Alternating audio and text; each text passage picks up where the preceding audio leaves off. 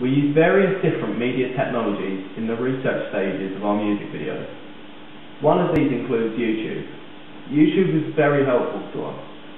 It gave us tutorials on how to use the iMovie application on Mac computers effectively, and taught us different things that we could do on there to make our videos stand out from the rest. iMovie was very helpful because it allowed us to do our animatic, which basically was storyboarding. We were able to set out the shots that we were going to use, we could set up the time frames, and we could pretty much effectively work out the times needed to fit the shots into the music video. We was also able to put in transitions, the possible bits that could get changed in the animatic if we had any better ideas. It was just very helpful. YouTube in the planning, where we wanted to try and get different shots. So I got the idea of slowing down, of taking a very long frame shot and having one person stand still, in our case it was Georgie, and then speeding up the surroundings around her, so it just made it seem as though time was going faster. So we gained quite a lot of ideas from some things in YouTube. Also shows tutorials that we use, the iMovie thing. In the animatic we was able to show the different shot types that we wanted to use.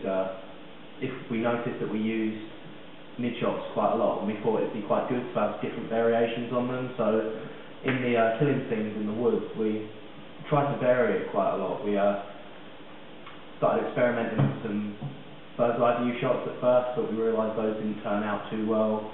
Tried some ground level shots looking up towards the actors. We incorporated a couple of them, but we thought the best ones that we used were the canted angle close-ups that really showed the confusion and not just confusion, and the terror of Danny. Danny was scared. I was scared. I think that's what he was trying to achieve, as well as that linking to the theme of water and rivers, because obviously they're blue. Let's talk about YouTube now in the construction. First piece of thing that YouTube was good for was that we took the music from I Follow Rivers and we put it into the MP3 converter and essentially stole it from YouTube. We're evil. We then used it and put it onto iTunes, and then from YouTube now to iMovie, we moved the file from iTunes onto iMovie and then uploaded it into a new project that we was creating. This gave us the base and the music that we actually needed for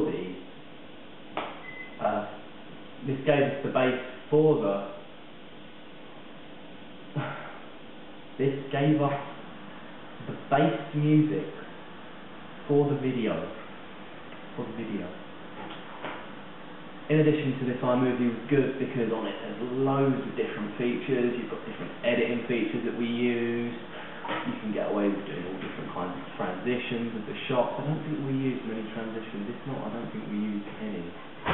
We did other things like for the credits at the start, we were able to put a simple black screen, put titles up there, showing our candidate references, as well as this. Yeah, let's go back to the editing. We could do a lot of stuff on there. Something that we used that I thought was very effective was the slow motion shots, where at the start there was ink falling into a cup of water, or a glass even. What we did was we slowed the shot down in some cases and we sped it up in others to try and balance it out and make it look really quite spectacular. We decided to open with this shot as well as finish with it. We thought it would be quite an effective little touch, just a bit of an original twist. With the closing shots as well, we was also able to completely reverse the clip. iMovie actually formats it and completely reverses the clip for you, so you can effectively put it in reverse, which is what we did, and it worked really effectively. Personally, I think it looked really good. You could also do shots fadeaways. That was a transition that we did use at the very end when Catherine opens her eyes, face lifts up, and it all fades to white, and this was the next transition for the reverse ink drop shot. Oh, what else did we use? Connor's camera. Connor's got a Canon EOS 600D. It's an amazing camera. It's an SLR. We was able to clearly get in focus multiple people, well, in this case me and Georgie, at one time, whereas the school stock cameras might not have been able to do that. The camera also auto-focused as well, where it might have been hard to manually focus it. Camera had a stabilizer on it, even though it was on a tripod when we was filming. The stabilizer would help quite a lot if the ground was unsteady or something was to move, and it would just keep the shot nice and concise and still.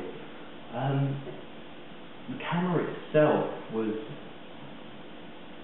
you could create blurred images when you wanted to as well, just by adjusting the focus of the camera. As well as this, the camera was very clear. On close-up shots, they all just looked really crisp, and the playback on the camera as well showed you if the shots that were taken were blurry. This happened a couple of times when we was at the South Bank filming, and we were lucky enough that we could actually see, oh, there was a slight bit of blur among the shots, and we know when that then gets uploaded to the iMovie and the resolution of the screen becomes bigger, that's going to be more noticeable, even more so when you put it in a HD format like a 720p or 1080p. Yeah, that's going to be a lot more obvious. So we're lucky that that camera showed us that and picked up on it straight away, whereas the school ones may not have, and we might have essentially had to go back there and refilm the whole thing if we wouldn't have realised at the time. Also in the construction stage, we used